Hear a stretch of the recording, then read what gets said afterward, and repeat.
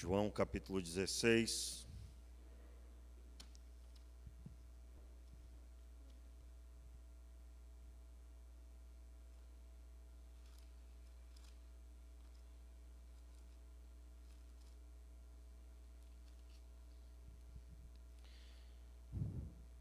João 16.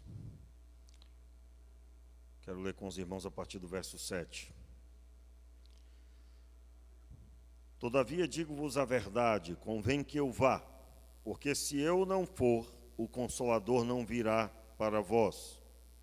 Mas se eu for, eu o enviarei.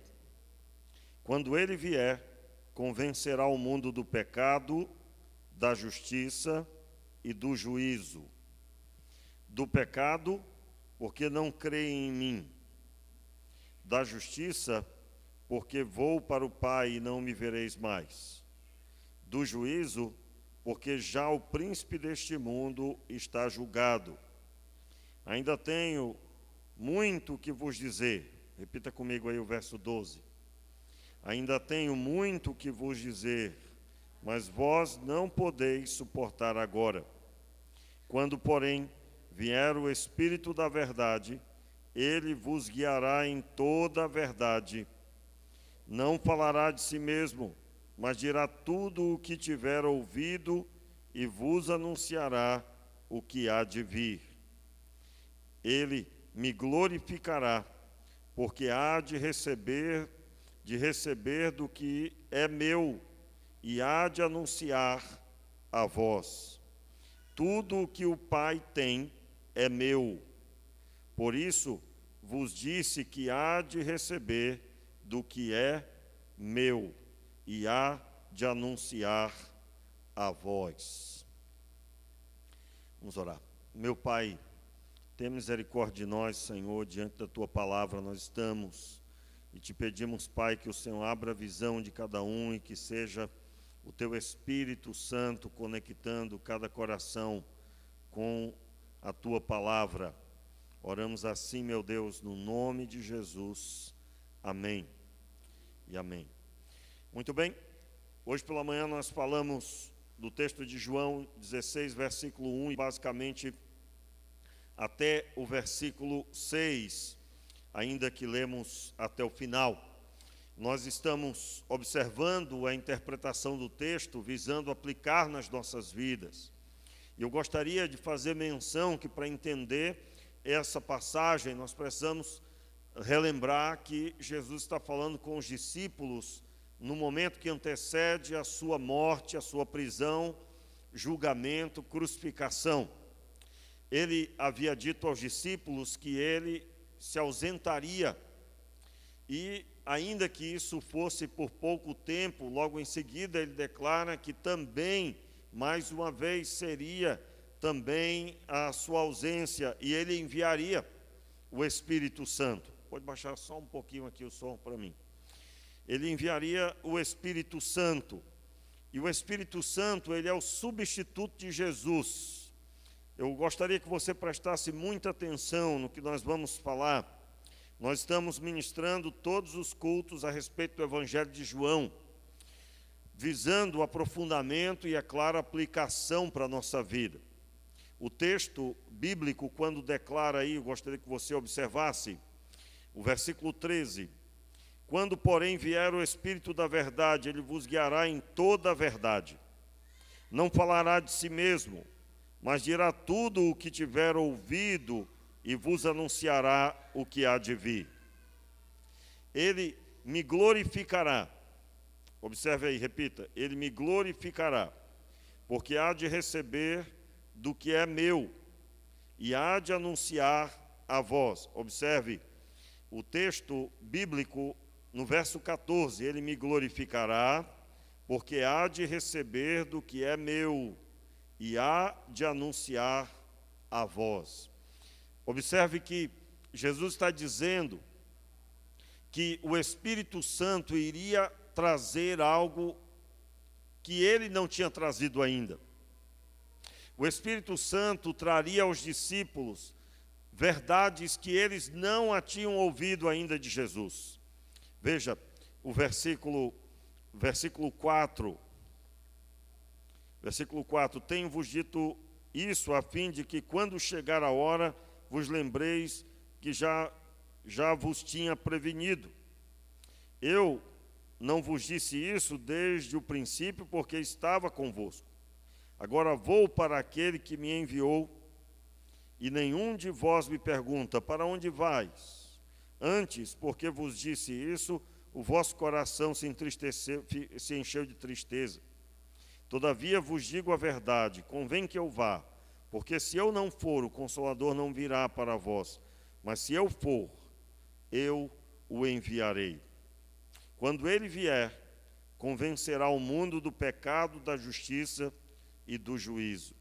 Note, Jesus declara: se eu não for, ele não virá. Mas se eu for, ele será enviado por mim. E ele vai fazer algo que vocês ainda não viram. O que é? Convencer o mundo do pecado, da justiça e do juízo. Jesus se refere aqui às pessoas que não conhecem ainda a Deus.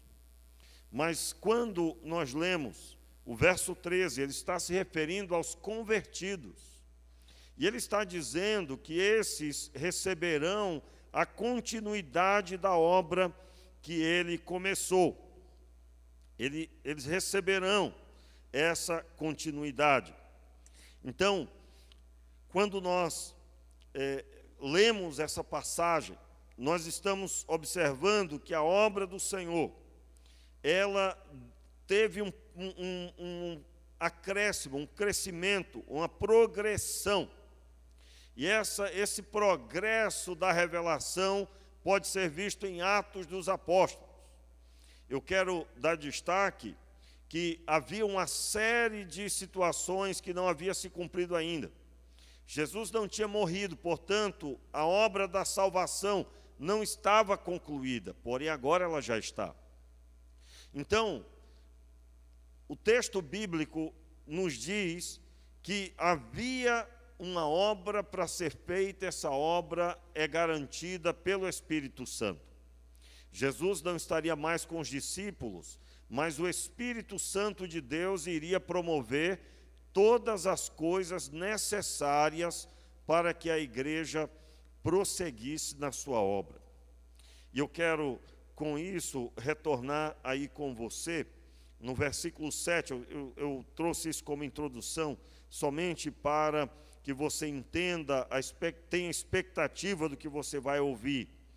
Existe uma obra extraordinária. O próprio Jesus declarou em outro trecho que os discípulos fariam coisas maiores do que as que ele fez, porque o seu tempo com ele seria limitado, porém a obra através dele seria muito superior em situação na visão de tempo, quanto ao tempo de obra que seria muito maior na vida dos discípulos.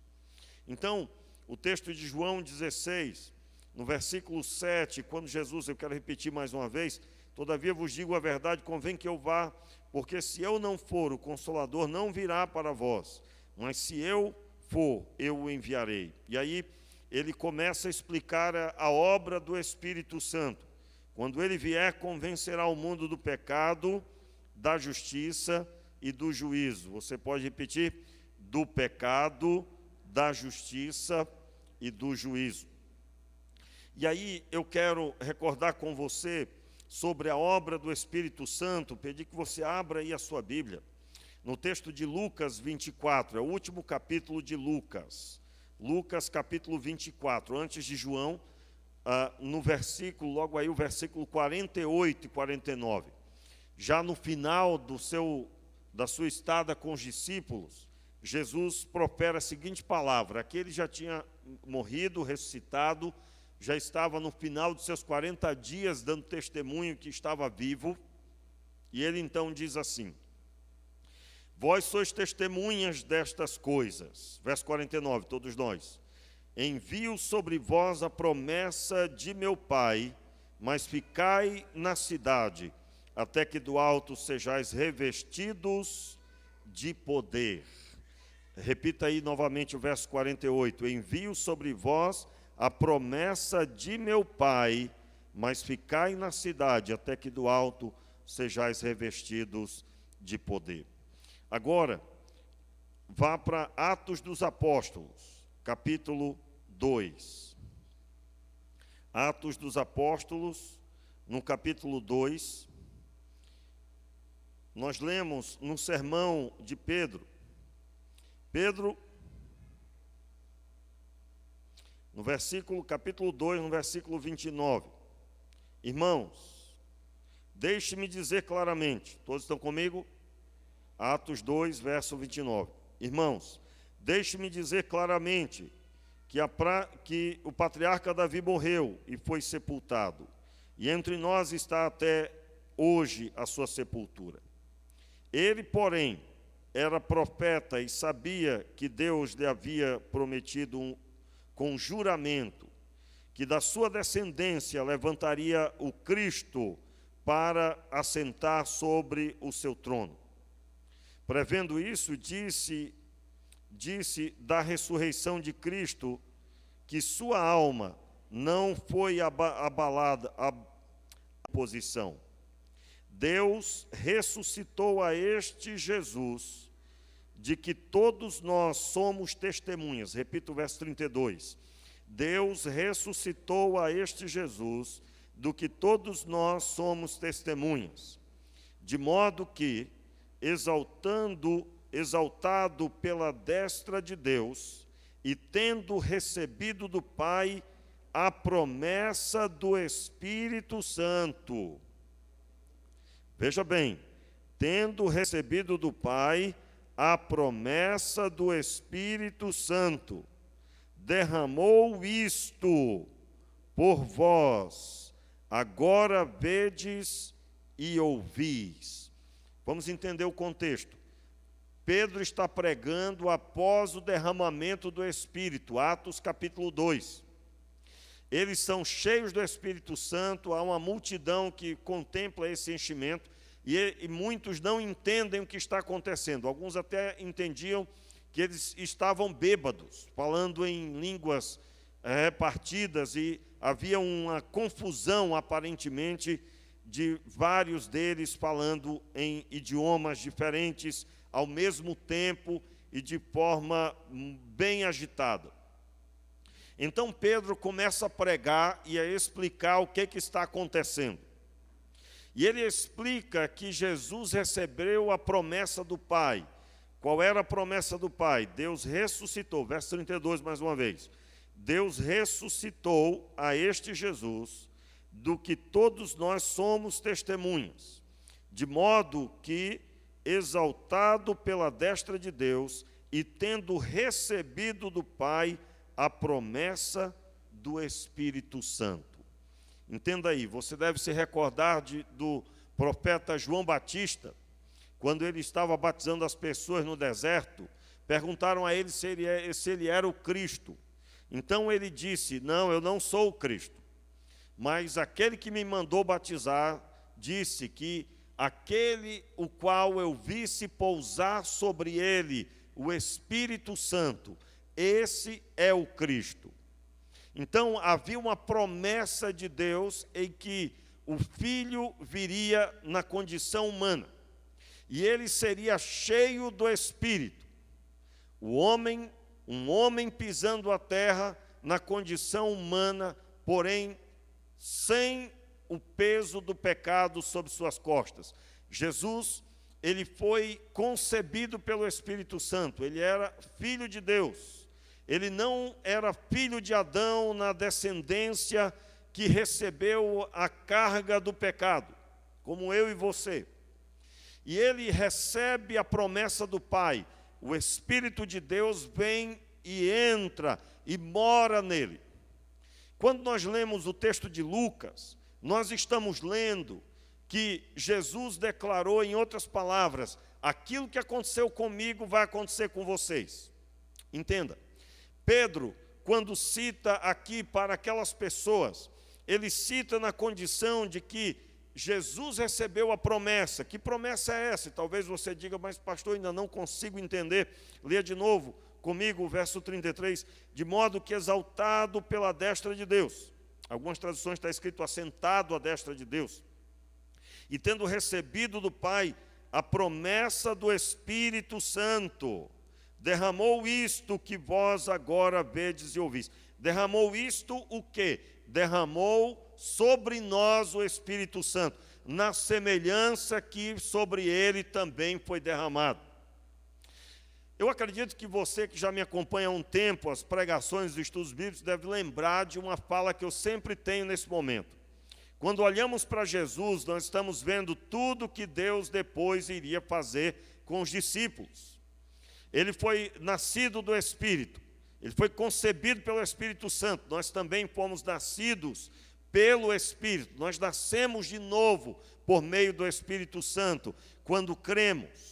Quando Ele nos conduziu a crer em Deus, por meio de Jesus Cristo, nós nascemos de novo naquele dia. Nesse dia o nosso nome ficou escrito no livro da vida.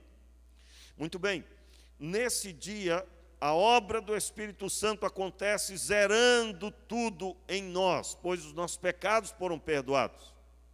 E nós, na semelhança dele, é que fazemos, é que vivemos tudo isso. Nascemos como Jesus nasceu. Jesus foi cheio do Espírito Santo e nós também recebemos o Espírito Santo.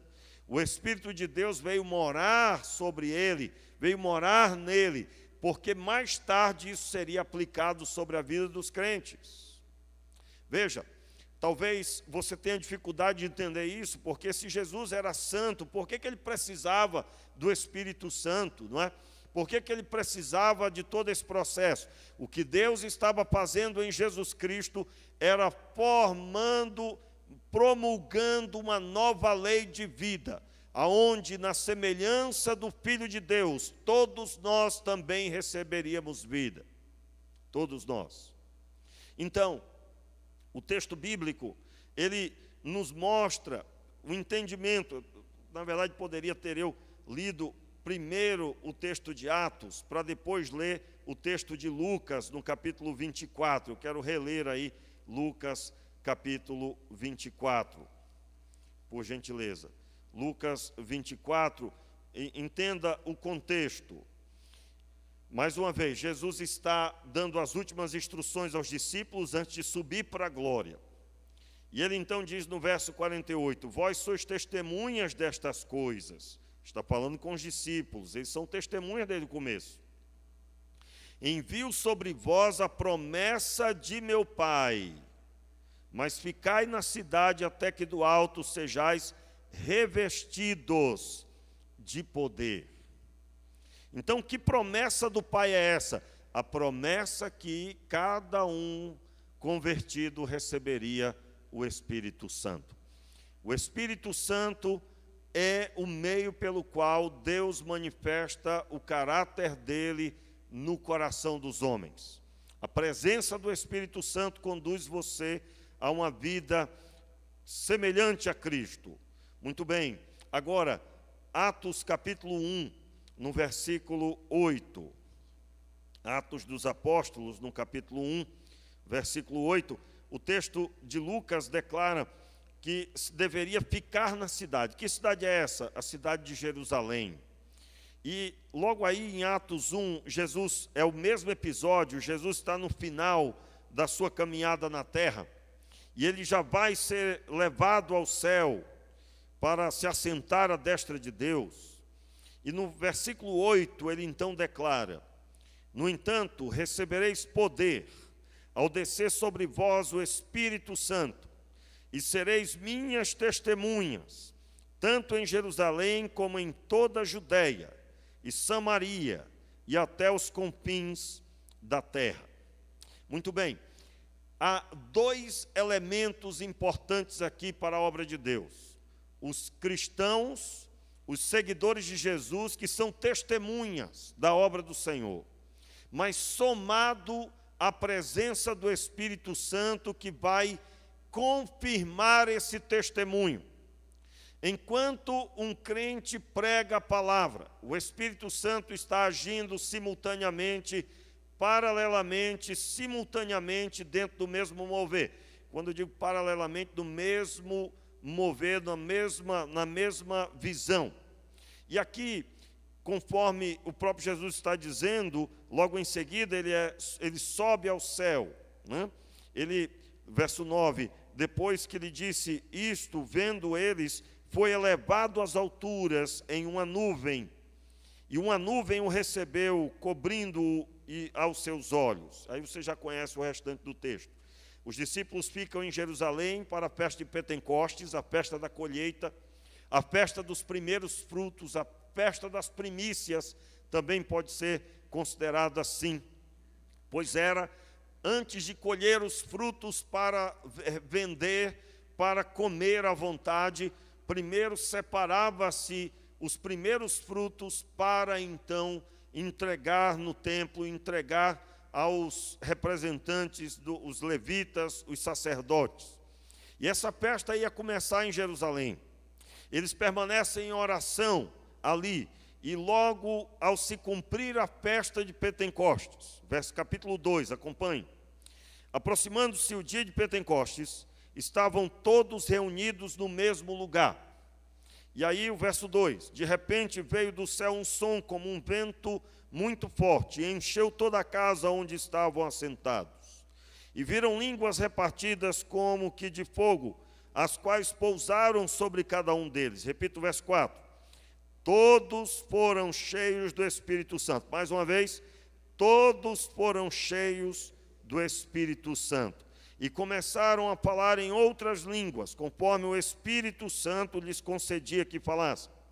E em Jerusalém estavam habitando judeus, homens religiosos de todas as nações, todas as nações que estão debaixo do céu. Ouvindo aquela voz, ajuntou-se uma multidão e estava confusa, porque cada um os ouvia falar em sua própria língua. E aí tem a listagem, antes o verso 7. E todos pasmavam e se maravilhavam, perguntando uns aos outros: não são galileus todos estes homens que estão falando? Então, como é que os ouvimos, cada um de nós, na nossa própria língua nativa? Aí tem a lista das línguas, né? Os partos, os medos, os helenitas, os que habitam na Mesopotâmia, a Judéia, Capadócia, Ponto e Ásia, Frígia, Panfilha, Egito, regiões da Líbia, perto de Cirene, forasteiros romanos. Só nesse aqui de forasteiros romanos é uma infinidade de outros. E aí segue, é como se resumisse aqui, né? Forasteiros romanos, tanto judeus como convertidos ao judaísmo. Hoje de manhã eu falei, né, que ser judeu, essa fala ser judeu está ligado ao judaísmo, e até o texto aqui já declara isso, quanto aos convertidos ao judaísmo. Versículo 11, aí tem mais o acréscimo: cretenses e árabes, todos os temos ouvido o quê? Nas nossas próprias línguas falar das grandezas de Deus. Eles estavam cheios do Espírito Santo e na língua de cada uma daquelas nações, eles falavam em sua própria língua as grandezas de Deus. Eu acredito que você já deve, os mais antigos então devem lembrar, quando estudamos sobre esse trecho, e nós, para entender esse texto, você tem que ler Gênesis, quando Deus separa as nações. Ele separa as nações porque os homens se uniram para tentar chegar ao céu do seu jeito. E então é feito vou falar muito resumidamente, é claro, é feita uma grande torre, e o autor daquele movimento disse: olha, nós vamos chegar ao céu. E ele reúne todos eles juntos faziam aquele trabalho numa só mão. O próprio Deus declara que se não houvesse uma interferência, ninguém poderia impedir o que viria depois. E o próprio Deus intervém naquela unidade para o mal. O que significava aquilo? Era idolatria. Na verdade, há uma infinidade de interpretações a respeito daquela grande torre. E, em outras palavras, era o homem chegar ao céu pela força do seu braço. O resumo maior e melhor para esse momento, ainda que é bem mais profundo, eu quero deixar essa interpretação: o homem chegando ao céu pela força do seu braço, e juntos nesse propósito, uma multidão enorme junta, trabalhando para chegar ao céu, através de uma torre, com a força do seu braço. Pastores iam conseguir? Meu irmão, você está perguntando isso, você não está entendendo, né? Não iam conseguir. Mas dentro da visão deles, eles iriam erigir aquela torre e iriam declarar que alcançaram. Em algum momento eles iam dizer, já chegamos. E nós somos Deus na terra. É isso que iria acontecer. E o próprio Deus divide. É nesse momento em que criados idiomas. E eles começam a se dividir porque eles não entendem uns aos outros. E cada um vai para um lado. Deus dividiu os homens ali e gerou os idiomas. Nesse texto, Deus une novamente os homens sob a bandeira de Cristo. A torre não foi mais para frente, ela foi derribada, mas a bandeira da salvação foi erguida em Cristo Jesus, e o homem sujeito a Cristo, agora sem limite, fala na língua de todas as nações. Por isso que está escrito aqui a listagem dos povos, porque o Senhor Deus, autor da Escritura, Ele estava certamente registrando, eu uni novamente todos eles, e o empecilho para que houvesse a unidade, eu mesmo retirei pelo meu Espírito. E aqui, os discípulos cheios do Espírito Santo recebem a palavra a ser ministrada. O que é que eles falavam nas línguas que lhes foram dadas? Os idiomas estão aí, a listagem. É um dos objetivos do dom de línguas. Um dos 3 objetivos do dom de línguas. Um deles é pregar a outro povo, dentro de sua linguagem, dentro da sua própria língua. Isso acontece até hoje, se assim o Senhor quiser que seja. Isso acontece até hoje. E, é claro, nós poderíamos desenvolver um pouco mais aqui, mas eu creio que já está satisfatório para você entender que o Senhor Deus começou uma obra, essa obra não pode parar. E para ela não parar, eu preciso ter o entendimento e depois a atitude. Quando eu me converti e tive contato com esse entendimento, eu comecei a orar e jejuar para que o Espírito Santo se manifestasse na minha vida na medida da vontade de Deus. Na medida da vontade de Deus. E quando eu falo na medida da vontade de Deus, significa que houve muitas experiências que não estavam dentro do que eu programei ou imaginei. Como aqui, os discípulos não imaginavam que ia acontecer tudo isso. E essa reunião, irmãos, ela se deu, foi caminhando, aí as pessoas ficaram maravilhadas, mas tinha um grupo no meio dessas que não compreendeu. Continue aí comigo. Versículo 12, todos se maravilhavam, estavam perplexos, perguntando uns aos outros, que quer dizer isso? Outros, porém, zombavam, dizendo, estão embriagados. Enfim, sempre tem alguém, né, que distorce as coisas. E então Pedro, verso 14, Pedro, porém, pondo-se em pé com os 11, levantou a voz e disse-lhes, homens judeus e todos os que habitais em Jerusalém, seja-vos isso compreendido, escutai as minhas palavras. Estes homens não estão embriagados, como vós pensais, sendo a 3ª hora do dia. Isto, porém, é o que foi dito pelo profeta Joel. Observe aí, meu irmão, em nome de Jesus, que o Senhor Deus ministra ao seu coração. Verso 17. Nos últimos dias, diz Deus, do meu Espírito derramarei sobre toda a carne. Repita. Do meu Espírito derramarei sobre toda a carne. Os vossos filhos e as vossas filhas profetizarão. Repita. Os vossos filhos e as vossas filhas profetizarão. E os vossos jovens terão visões. E os vossos velhos sonharão. E também do meu Espírito derramarei sobre os meus servos e as minhas servas naqueles dias, e profetizarão. E aí segue o texto, você já conhece, é uma maravilha. Mas qual é a ênfase? Eu derramarei do meu espírito sobre toda a carne. Preste atenção, meu irmão, porque se você é crente e você não tem uma experiência de impacto do Espírito Santo, você é para estar preocupado. Aliás, como foi dito hoje, não é? O Flávio ficou constrangido, mas eu também tenho perguntado a Deus o que é preciso para que os crentes sejam fervorosos como a Bíblia diz. E eu digo aos irmãos, eu não sei absolutamente o que vai acontecer, mas eu sei que Deus, Ele é Senhor, e Ele dá oportunidade, Ele chama ao arrependimento, e Ele chama ao compromisso, e Deus não se deixa de forma alguma escarnecer.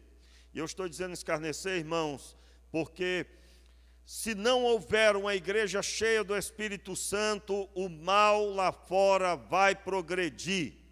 Você sabe o que é que impede o anticristo? E aí eu estou falando do anticristo nas duas interpretações necessárias. Existe o anticristo que há de se manifestar e será conhecido por todos. E ele vai governar esta terra, dando a entender que ele é Senhor e até Deus por muitos.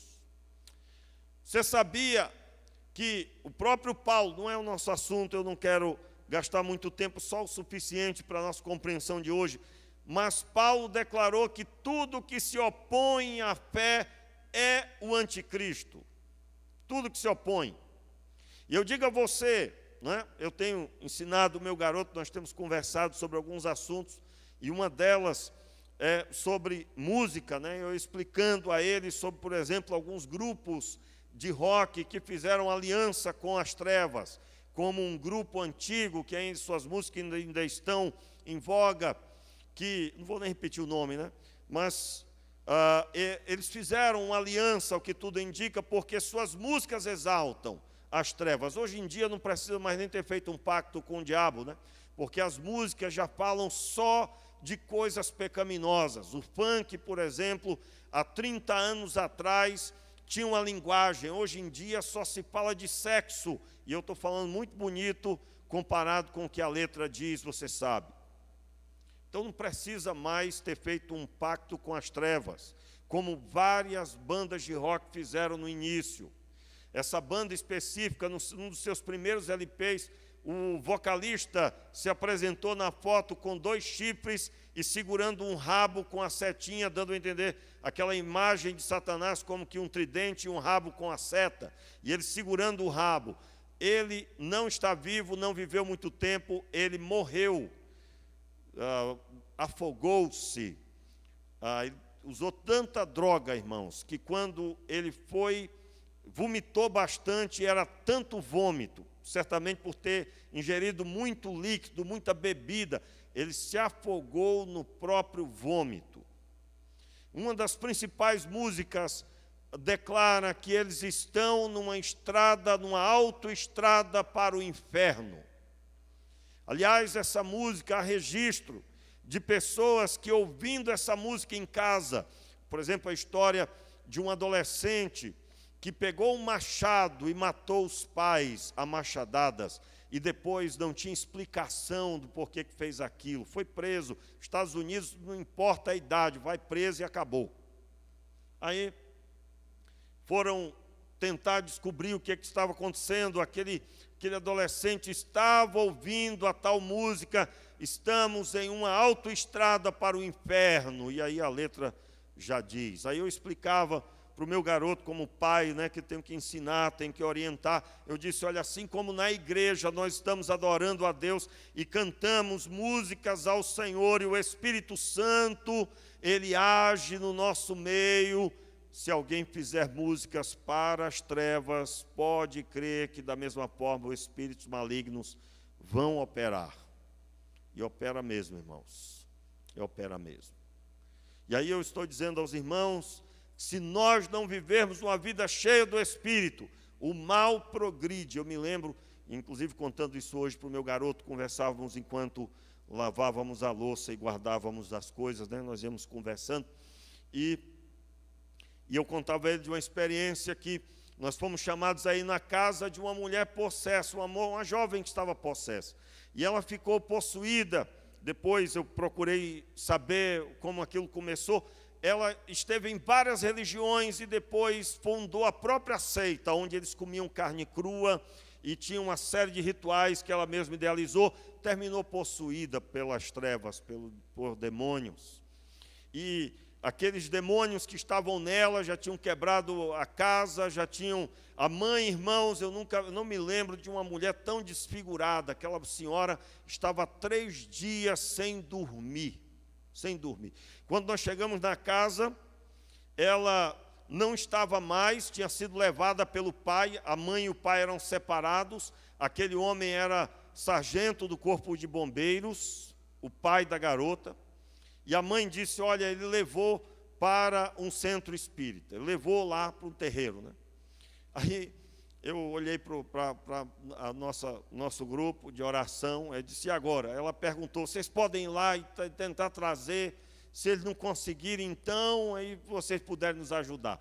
Irmãos, nós fomos parar lá.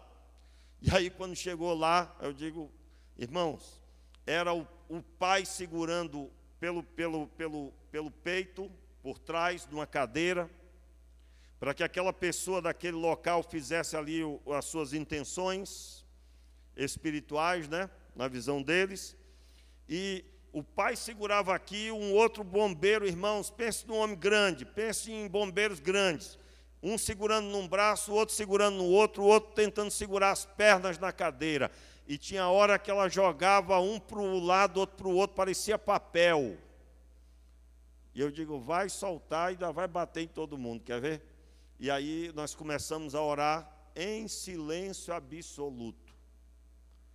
Está repreendido todo o mal, demônio que está aí, está amarrado. E aí o homem do centro lá disse, olha, eu não sei o que está acontecendo, não estou conseguindo, né? Não estou conseguindo aqui a ajuda dos espíritos. É claro que não ia conseguir mesmo, né? Porque nós estávamos repreendendo tudo em nome de Jesus. E aí não teve jeito, a menina continuou possessa, e aí eu perguntei se nós poderíamos orar por ela. E aí, irmãos, não tem negócio de se agarrar, não existe esse negócio de se agarrar. Você viu Jesus se agarrando com algum espírito maligno?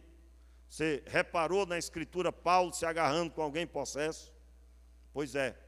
Então, nós começamos a orar, e aquela jovem foi se acalmando, e aí eu perguntei, podemos levá-la para casa? Então, finalmente levamos ela para casa, e ali, depois de um tempo de oração, ela foi liberta, aceitou Jesus. Até onde eu havia acompanhado, ela estava congregando na Igreja Quadrangular do Evangelho Quadrangular. E eu estou dizendo isso como um exemplo de que, se não houver crentes cheios do Espírito Santo, o mal vai proliferar. Foi nesse período com essa moça que aconteceu algo que eu nunca tinha visto. Não sei se você conhece, sim, conhece aquele rebaixamento de lambri, por exemplo, de angelim, que é muito duro, não é? Tem de madeira que encaixa um no outro. Lá no Acre você encontra casas que o seu interior é feito com aquilo, né? O revestimento interno. E aquela menina possessa, ela deu um murro numa parede daquela, quebrou a madeira, quebrou a mão da menina. Mas quebrou só enquanto ela estava possessa. Só foi o demônio sair, a mão restaurou. Só para você ter uma ideia, como a coisa era horripilante. A mãe estava 3 dias sem dormir, porque ela temia pela vida dela se dormisse. E ainda mais, não havia como dormir naquela casa com a pessoa possessa 24 horas, já por 3 dias. Você imagina, procuraram a gente, vocês podem ir lá orar, você imagina se nós nos tremêssemos todos nas pernas depois de ouvir os relatos e dissesse, não, vamos deixar para outro dia. Meus irmãos, uma igreja vazia faz com que o mal prolifere. Que é isso, pastor? O senhor não tem uma palavra boa para me dizer aí, não? Meu irmão, já estou dizendo uma palavra boa desde o começo. Que se você não anda cheio do Espírito Santo, se você não tem envolvimento com o poder do Espírito, pastor, eu tenho sim. Quantas pessoas você já orou e elas foram curadas? Quantas pessoas você já pregou e elas tiveram alguma experiência com Cristo? Eu digo a você, você que está hoje aqui, se converteu, e você tem sempre seus problemas. Meu irmão, sabe o que é que você tem que fazer com seus problemas? Você precisa colocá-los diante de Deus e crer em uma coisa: Deus se levantará para lidar com seus problemas. Você não tem condições de resolvê-los. Você não tem condições. Entregue a Deus e ponha os seus olhos na obra de Deus. Sabe como é que nós temos muitas pessoas, eu digo isso debaixo de uma convicção do mover do Espírito Santo. Entra ano e sai ano, os meus problemas. Você não tem mais problema, meu filho. Você foi tirado das trevas e transportado para a luz. E você é para andar conforme Ele lhe constituiu. Você é um servo de Deus, você recebeu nova paternidade. Pastor, meu pai me abandonou, mas Jesus te recebeu. O Senhor Deus te recebeu, meu irmão. Pastor, ninguém me valoriza, mas Jesus deu valor devido ao ponto de se entregar. Isso é suficiente para você pôr uma pedra no seu passado de destruição. Você quer saber se você é influenciado por Deus? Se você é influenciado por Deus, as obras de Deus estão acontecendo aí na sua vida. Se você continua influenciado pelos seus pais da terra, você está sofrendo ainda as dores, as mazelas que eles causaram. Eu quero dizer para você que assim como Deus recebeu você, que Deus tenha misericórdia e abençoe seus pais se eles forem vivos ainda. Mas se você não vê nada disso mudar, ainda assim seu nome está escrito no livro da vida. Ele te deu uma nova caminhada em Cristo Jesus, e isso é suficiente.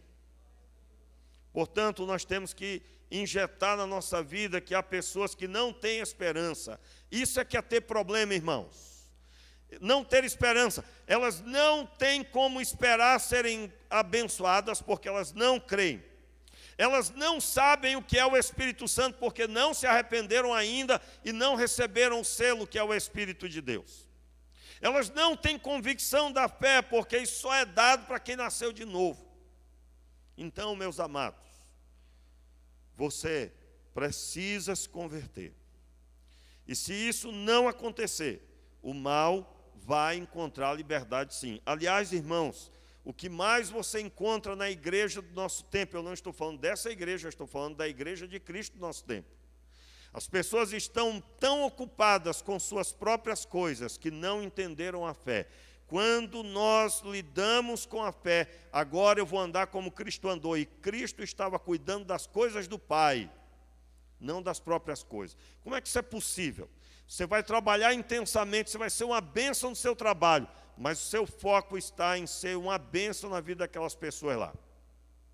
Você não está pensando em primeiro lugar em quanto você vai ganhar, não está pensando em primeiro lugar sobre ser promovido, mas você está pensando em ser instrumento de Deus naquele lugar que Deus te colocou. Porque trabalhando, Deus quer que você seja sal e luz. Talvez você não vai pregar uma palavra, porque talvez o seu chefe não vai permitir, mas você vai viver a fé. E uma hora dessas alguém vai notar algo diferente. O Evangelho de Deus alcançou você. E isso é suficiente para abençoar as pessoas.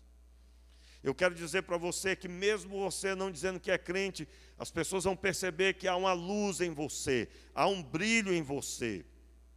E isso é o que o Senhor Deus gostaria e quer fazer. Em outras palavras, essa passagem onde Pedro começa a explicar, a partir do verso 14, eu estou encerrando, a partir do verso 14, e ele vai seguindo, explicando a promessa que Deus enviou Jesus Cristo. E aí ele vai terminar o texto lá onde nós lemos no início, onde falamos da promessa do Pai, que é o Espírito Santo. Logo, a partir do verso 37, olha o resultado do que aconteceu. Ouvindo eles isso o quê? A pregação, o sermão de Pedro. Ouvindo eles isto, afligiram-se em seu coração e perguntaram a Pedro e aos demais apóstolos: que faremos, irmãos? Note aí, meu irmão, havia nessa multidão que ouvia a mensagem, no versículo 13, retorne, versículo 13, Outros, porém, zombavam, dizendo: estão embriagados. O texto termina dizendo que agora eles estão perguntando: o que faremos, pois, irmãos? Eu disse aqui, olhe para mim aqui, permaneça com a Bíblia aberta aí. Meus irmãos, eu disse aqui que o Espírito Santo age simultaneamente. Pedro está pregando. Enquanto ele está pregando, o Espírito de Deus está agindo. E o Espírito Santo agiu de tal forma que transformou estes homens, que não estavam entendendo o que acontecia, em pessoas que chamam agora, os que estavam cheios do Espírito, chamam eles de irmãos. Que faremos, pois, irmãos? Disse-lhes Pedro, leia aí, verso 38. Arrependei-vos e cada um de vós seja batizado em nome de Jesus Cristo, para perdão dos pecados, e recebereis o dom do Espírito Santo. Verso 39, diga bem forte: a promessa diz respeito a vós, a vossos filhos, e a todos os que estão longe, e a tantos quantos Deus nosso Senhor chamar. Com muitas outras palavras dava testemunho, e os advertia dizendo: salvai-vos desta geração corrompida. Os que de bom grado receberam a sua palavra foram batizados, e naquele dia acrescentaram-se quase 3.000 almas. Nós precisamos do poder do Espírito. E aqui, meu irmão, em nome de Jesus, olhe para mim aqui. Pare de atribuir que vai se levantar um profeta perto de você para ajudar você. Deus levantou você. Eu ouvi isso de Deus uma vez no início da minha caminhada. Quando Deus disse para mim que estava à procura de uma pessoa que se entregasse totalmente. E eu disse a Ele: Senhor, eis-me aqui, Senhor. Só que, simultaneamente a esta fala, eu comecei a jejuar e orar, e buscar em oração. Minha vida se tornou agora um modelo seguido por Jesus. Jesus é o modelo para a minha vida, é isso que eu quero dizer. Eu comecei a seguir em seus passos, nos passos de Cristo. Então, meu irmão, buscar a Deus é uma coisa comum.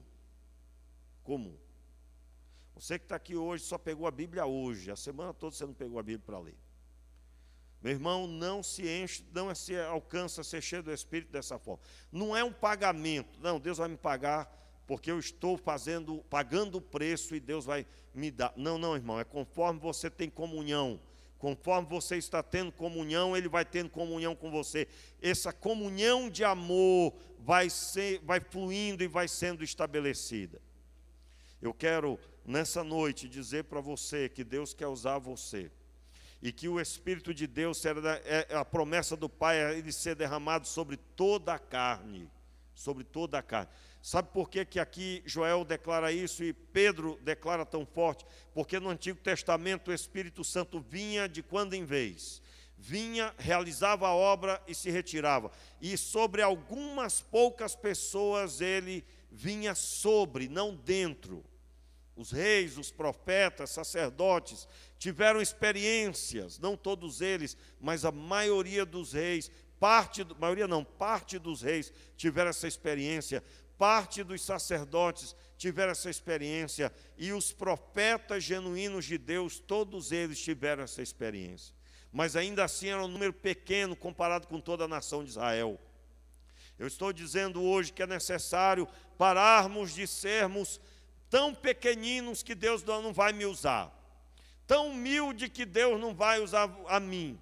Nós temos que parar de orar para que Deus levante outras pessoas e começarmos a dizer para Deus: Senhor, eis-me aqui, e mudar a agenda, mudar a rotina, começar a inserir devocional em casa, começar a ler a Bíblia em casa para os filhos verem. Os filhos precisam ver o que você diz que é para fazer. Você mudar a sua vida e se tornar uma pessoa que busca a Deus. Talvez você está muito preocupado para ir embora. E é claro, irmãos, Para mim é muito difícil quando eu só tenho meia hora para pregar, porque eu ainda não consegui pregar em meia hora. Mas eu vou chegar lá.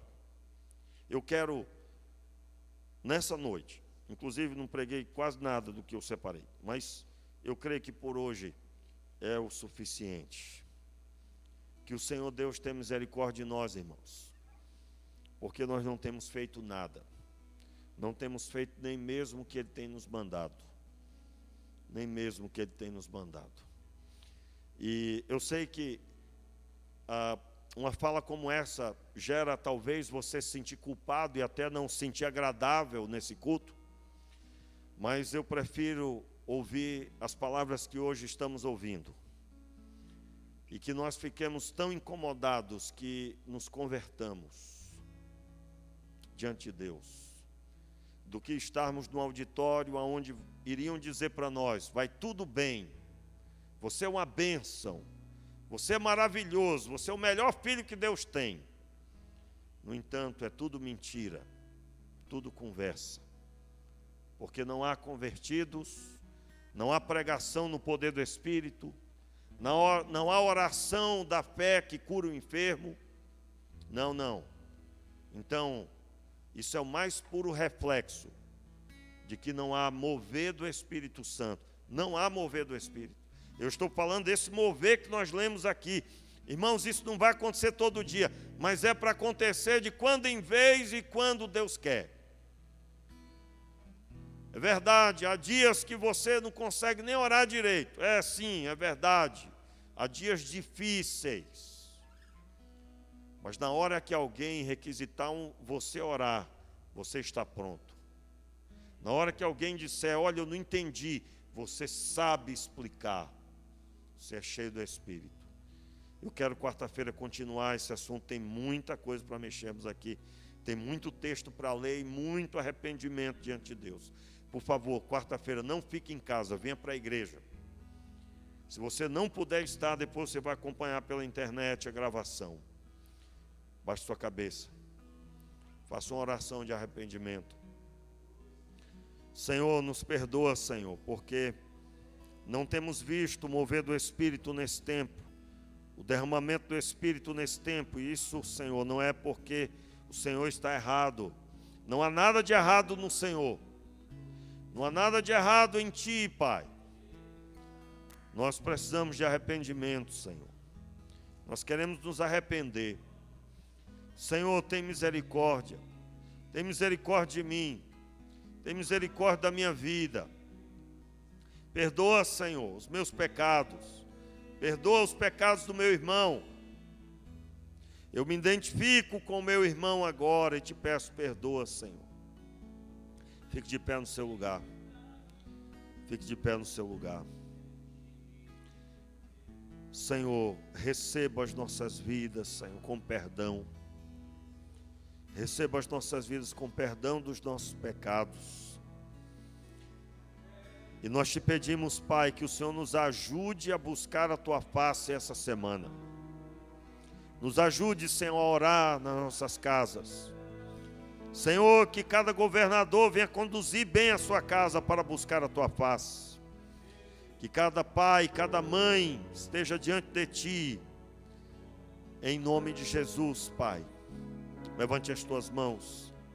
E agora que o amor de Deus,